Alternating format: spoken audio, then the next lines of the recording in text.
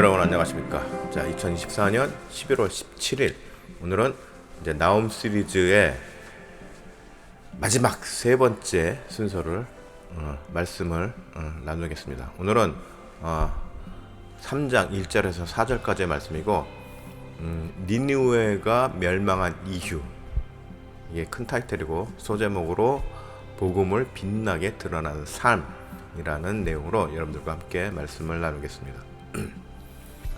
자, 4절 말씀을 중심으로 한번 보겠습니다. 4절, 이는 마술에 능숙한 미모의 음녀가 많은 음행을 함이라. 그가 그의 음행으로 여러 나라를 미혹하고 그의 마술로 여러 족속을 미혹하느니라. 자, 나움 시리즈를 통해 우리는 아수르와 유다와의 관계를 살펴보았습니다. 지난 시리즈를 통해서. 그리고 하나님께서 유다의 범죄와 이를 유다와 아수르 및 주변의 국제적 상황과 연결하여서 정리하시는 과정을 살펴보았습니다. 이러한 하나님의 섭리 가운데서 우리가 얻는 교훈은 무엇일까요? 우리가 얻을 수 있는 그것은 바로 하나님의 질서를 우습게 여기는 나라는 하나님의 선택을 받은 유대 민족이건 아니면 그냥 기타 다른 나라이건 간에 심판을 받게 된다는 것이었습니다. 자, 오늘은 이제 말씀드렸지만 나움서의 마지막 시리즈입니다.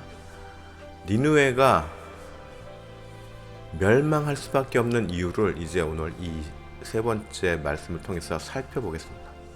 그리고 이를 통해서 오늘을 사는 우리들이 가져야 할 자세에 대해서 또 정리를 해보고자 합니다.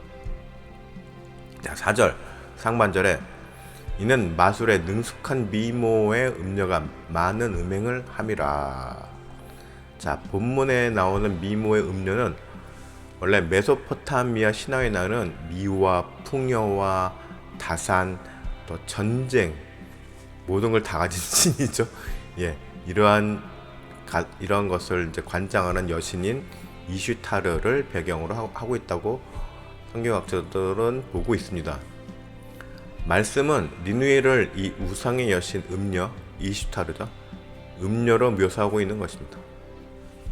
자, 1절, 2절, 3절 말씀을 보면은 화 있을진저 피의 성이여 그 안에는 거짓이 가득하고 포악이 가득하며 탈취가 떠나지 아니하는도다. 탈취 뭐야? 뺏는 거죠. 강제로 남의 것을. 그다음에 거짓과 포악이 가득하다.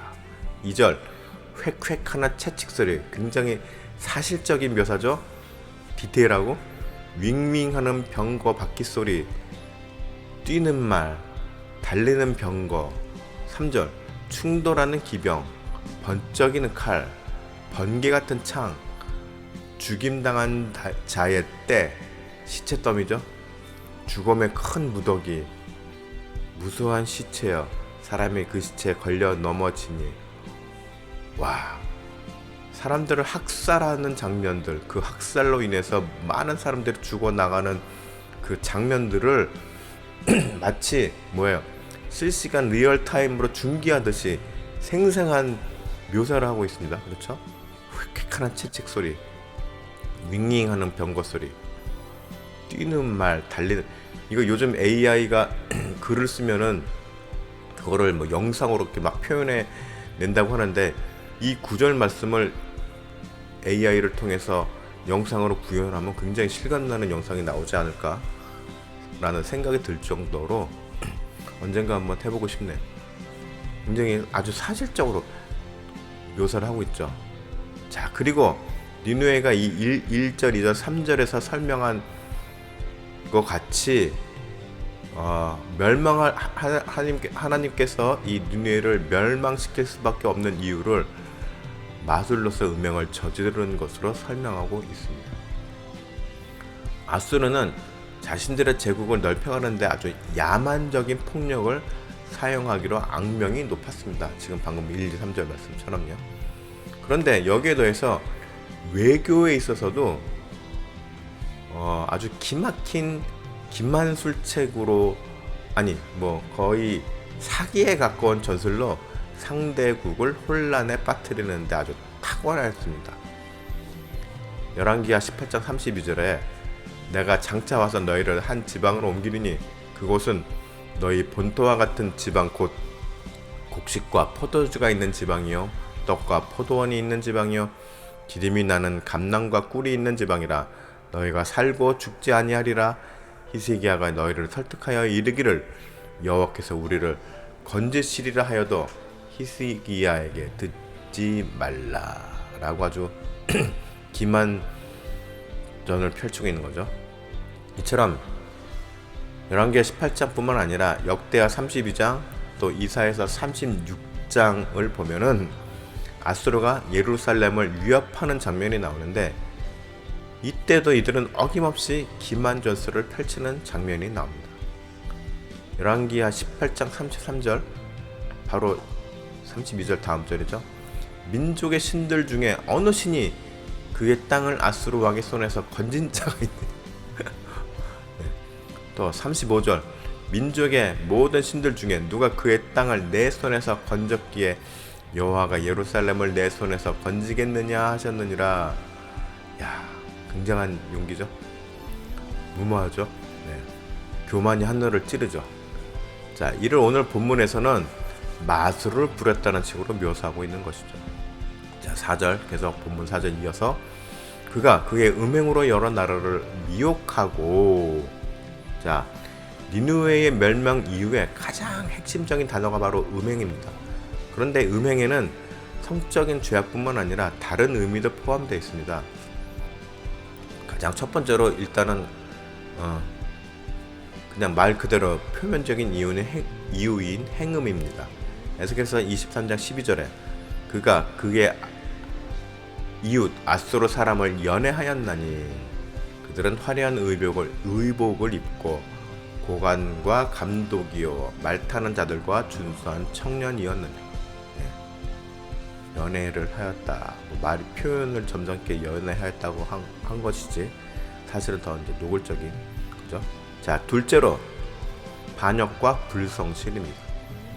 사사기에서 2장 16절에서 17절 말씀을 보면은 여호와께서 사사들을 세우사 노력자의 손에서 그들을 구원하게 하셨으나 그들이 그 사사들에게도 순종하지 아니하고 오히려 다른 신들을 따라 음행하며 그들에게 절하고 여호와의 명령을 순종하던 그들의 조상들이 행하던 길에서 속기 치우쳐 떠나서 그와 같이 행하지 아니하였더라.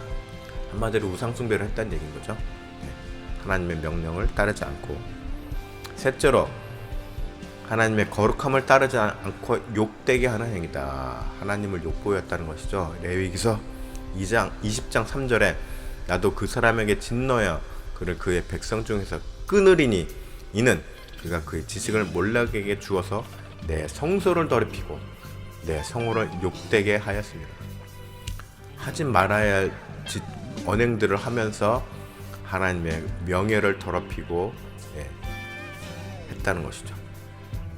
성경 해석가들은 이 본문의 4절에 대해서 니느웨 즉 아수르가 멸망을 당할 수밖에 없는 원인을 이렇게 보았습니다. 세상적 유익을 위해서 최소한의 도덕성마저도 버린 행위로 보고 있는 것입니다.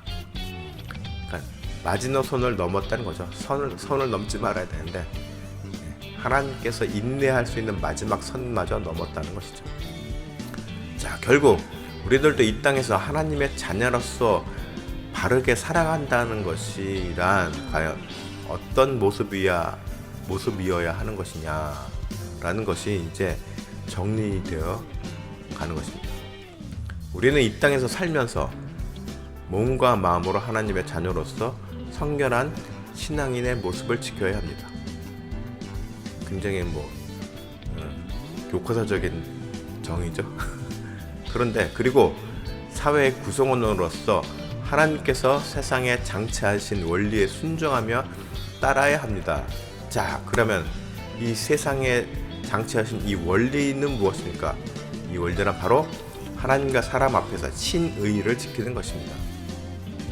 그리고 마지막으로 그리스도인으로서의 명예를 지키며 예수 그리스도의 십자가 정신을 따르는 것입니다. 그러면 또 십자가 정신이란 무엇입니까?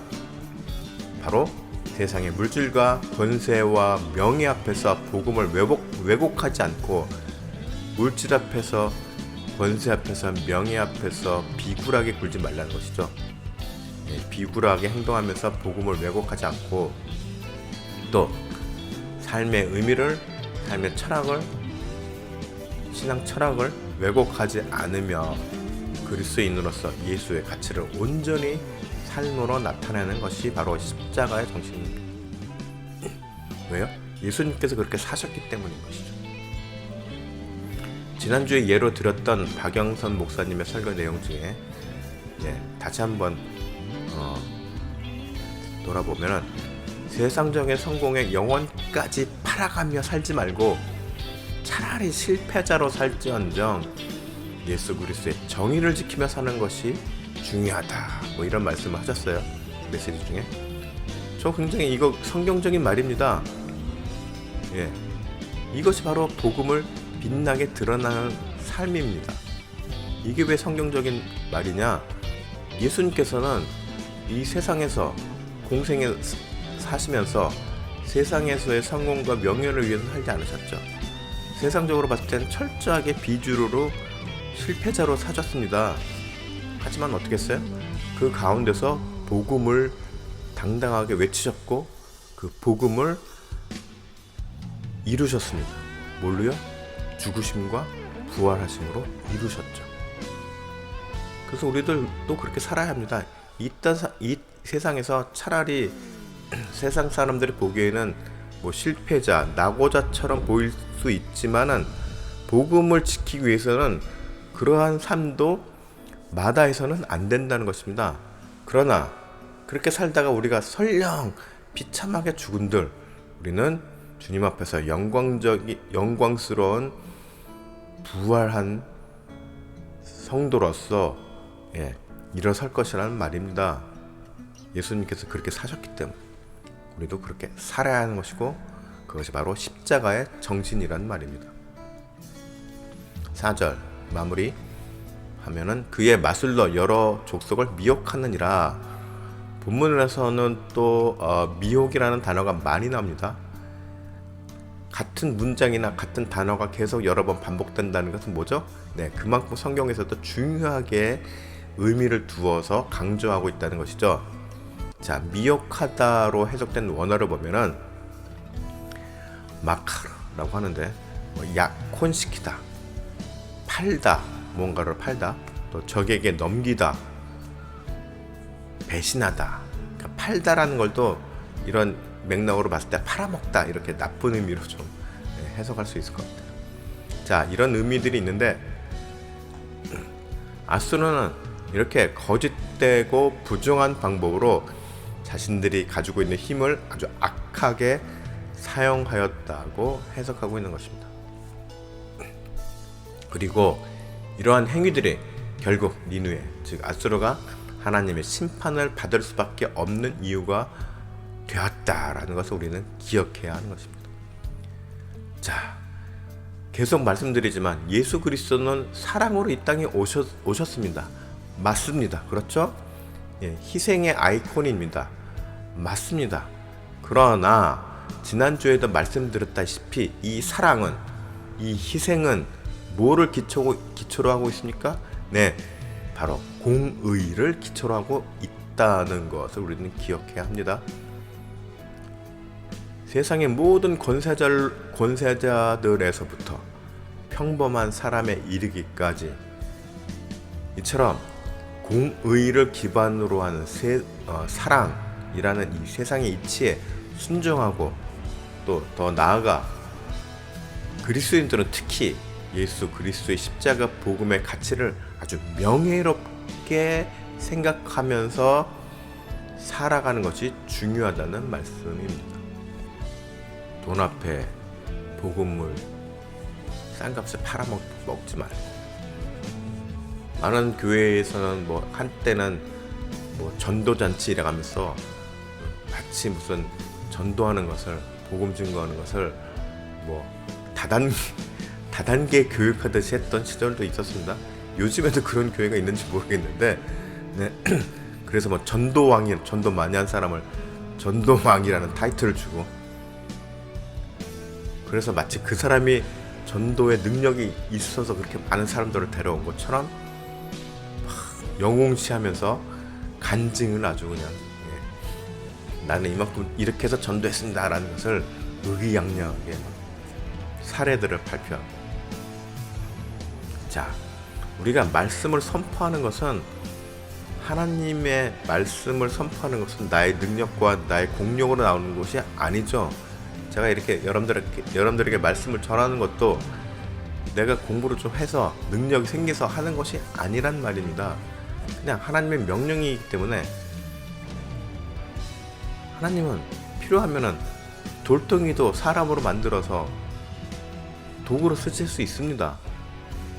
그렇기 때문에 제가 오늘 이렇게 말씀을 전하는 것은 내가 잘나서 전하는 것이 아니라 그저 하나님께서 나를 이렇게 세우셨기 때문에 전하고 증거하는 것입니다. 몇 명이 이 복음에 동의를 하든지 저는 선포하는 것까지가 저의 몫입니다.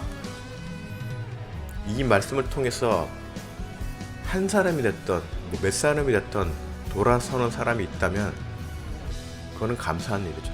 그것도 또한 저의 열매가 아니라 하나님께서 맺어주시는 역사인 것입니다.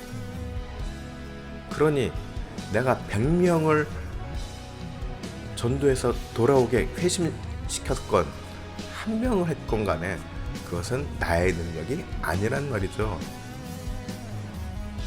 그냥 하나님께서 전해라 하니까 전하고 선포해라 하니까 선포하는 것입니다.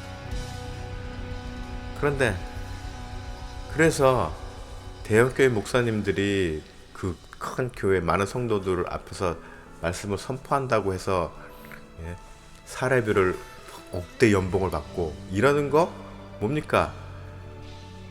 하나님의 영광을 갈아채는 것이라고 저는 봅니다. 하나님께서 세우셔서 하는 건데, 하나님의 능력으로 하는 것이고 그저 하나님의 말씀을 전하는 것인데, 본인이 그렇게 필요 이상의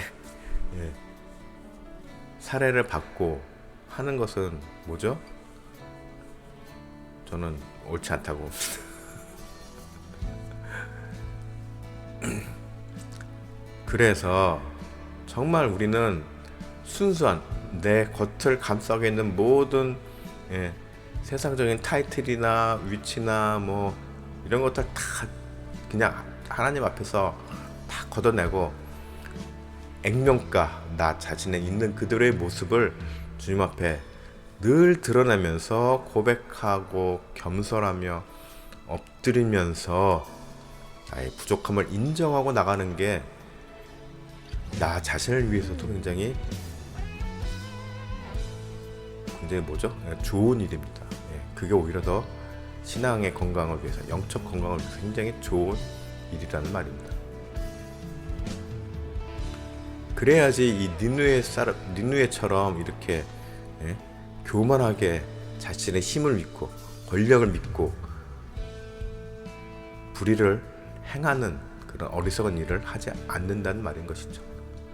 자, 여러분들 모두 이 세상에 삐뚤어진 철학이 아니라 하나님의 거룩과 예수 그리스도의 공의와 사랑, 여기는 희생, 이러한 모든 십자가의 도를 명예로 여기며 살아가는 그런 우직한 성도들이 되시기를 축복합니다.